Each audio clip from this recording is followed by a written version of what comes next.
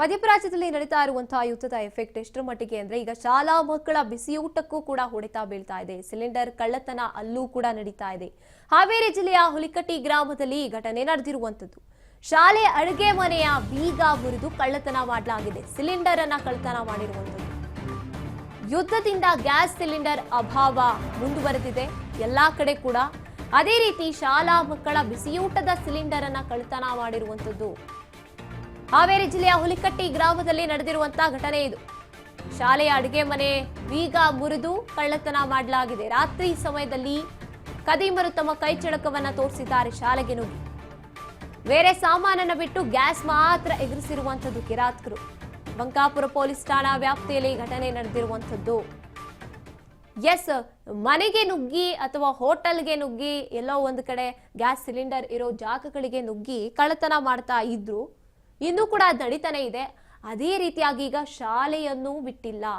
ಶಾಲಾ ಮಕ್ಕಳಿಗೆ ಮಧ್ಯಾಹ್ನದ ಬಿಸಿ ಊಟವನ್ನ ನೀಡೋದಕ್ಕೆ ಕಷ್ಟಪಟ್ಟು ಸಿಲಿಂಡರ್ ಇಲ್ಲದೆ ಇದ್ರೂ ಕೂಡ ಹೇಗೋ ಅರೇಂಜ್ ಮಾಡಿಕೊಂಡು ಶಾಲೆಯನ್ನ ನಡೆಸ್ತಾ ಇರ್ತಾರೆ.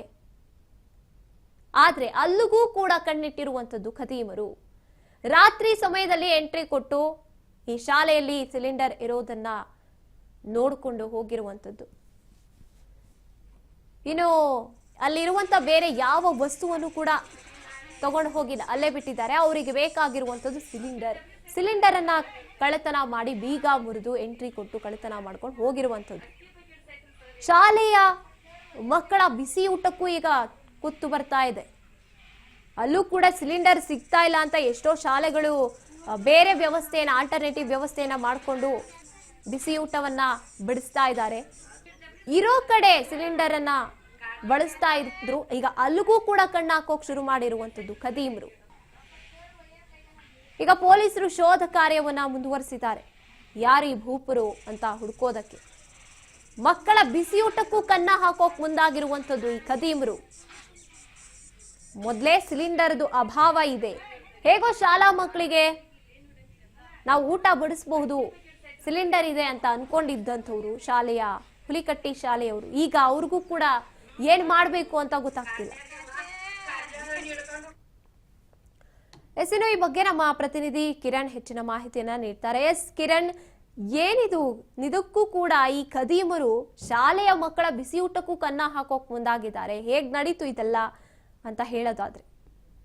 ಗಾಯತ್ರಿ, ಏನಂತಂದ್ರೆ ಈಗ ಯುದ್ಧ ನಡೆದು 1 ತಿಂಗಳಾಗ್ತಾ ಬಂತು. ಯುದ್ಧದ ಹಿನ್ನೆಲೆಯಲ್ಲಿ ಗ್ಯಾಸಿನ ಸಮಸ್ಯೆ, ಸಿಲಿಂಡರ್ನ ಸಮಸ್ಯೆ, ಅದರ ಅಭಾವ ಇರೋದ್ರಿಂದ ಎಲ್ಲೋ ಒಂದ್ ಕಡೆ 1 ತಿಂಗಳಗಟ್ಟಲೆ ಪಾಳೆ ಹಚ್ಚಿದ್ರು ಕೂಡ ಗ್ಯಾಸಿನ ಅಭಾವ ಆಗ್ತಾ ಇದೆ. ಯಾರಿಗೂ ಕೂಡ ಅದರ ಕೊರತೆ ಆಗಿರೋದ್ರಿಂದ ಗ್ಯಾಸ್ ಸಿಲಿಂಡರ್ಗಳು ಸಿಗದೇ ಇರೋ ಹಿನ್ನೆಲೆಯಲ್ಲಿ ಖದೀಮರ ಕೈಚಳಕ ಯಾವ ರೀತಿ ಅಂತಂದ್ರೆ ಮಕ್ಕಳ ಬಿಸಿಯೂಟದ ಅಡಿಗೆ ಕೋಣೆಯನ್ನು ಕೂಡ ಬೀಗ ಮುರಿದು ಈಗ ಕಳ್ಳತನ ಮಾಡಿರ್ತಕ್ಕಂಥ ಘಟನೆ ಹಾವೇರಿ ಜಿಲ್ಲೆಯ ಹುಲಿಕಟ್ಟಿ ಗ್ರಾಮದಲ್ಲಿ ಬೆಳಕಿಗೆ ಬಂದಿರತಕ್ಕಂಥದ್ದು. ಅಂದ್ರೆ ರಾತ್ರಿ ಸಮಯದಲ್ಲಿ ಈ ಒಂದು ಗ್ಯಾಸ್ ಸಿಲಿಂಡರ್ನ ಕಳ್ಳತನ ಮಾಡ್ತಾರೆ. ಈ ಕಳ್ಳತನ ಮಾಡ್ತಕ್ಕಂಥ ಒಂದು ಅವ್ರ ಕಳ್ಳರ ಅವರ ಒಂದು ಇದೇನಿತ್ತು ಅಂತಂದ್ರೆ ಆ ಗ್ಯಾಸ್ ಸಿಲಿಂಡರ್ನ ಮಾತ್ರ ಕದ್ಕೊಂಡು ಹೋಗಿದ್ರೆ ಅಲ್ಲಿ ಅದನ್ನ ಹೊರತುಪಡಿಸಿ ಬೇರೆ ಏನನ್ನು ಒಯ್ದಿಲ್ಲ, ತೆಗೆದುಕೊಂಡು ಹೋಗಿಲ್ಲ. ಅಂದ್ರೆ ಇದರಿಂದ ಕಂಡು ಬರ್ತಕ್ಕಂಥದ್ದು ಕಂಪ್ಲೀಟ್ ಆಗಿ ಸಿಲಿಂಡರ್ ಅನ್ನೇ ಬೇಕು ಅಂದ್ಕೊಂಡು ಕಳ್ಳರು ತಮ್ಮ ಕೈ ಜಳಕವನ್ನ ತೋರಿಸಿರ್ತಕ್ಕಂಥದ್ದು. ಬೀಗವನ್ನ ಮುರಿದು ಏನು ಮಕ್ಕಳಿಗೆ ಬಿಸಿಯೂಟದ ಅಡಿಗೆ ತಯಾರಕರ ಒಂದು ಏನು ಕೋಣೆ ಇತ್ತು, ಆ ಅಡಿಗೆ ಕೋಣೆಯನ್ನ ಹೊಕ್ಕು ಬೀಗವನ್ನ ಮುರಿದು ತೆಗೆದುಕೊಂಡು ಹೋಗಿರ್ತಕ್ಕಂಥದ್ದು. ಈ ಕುರಿತಂತೆ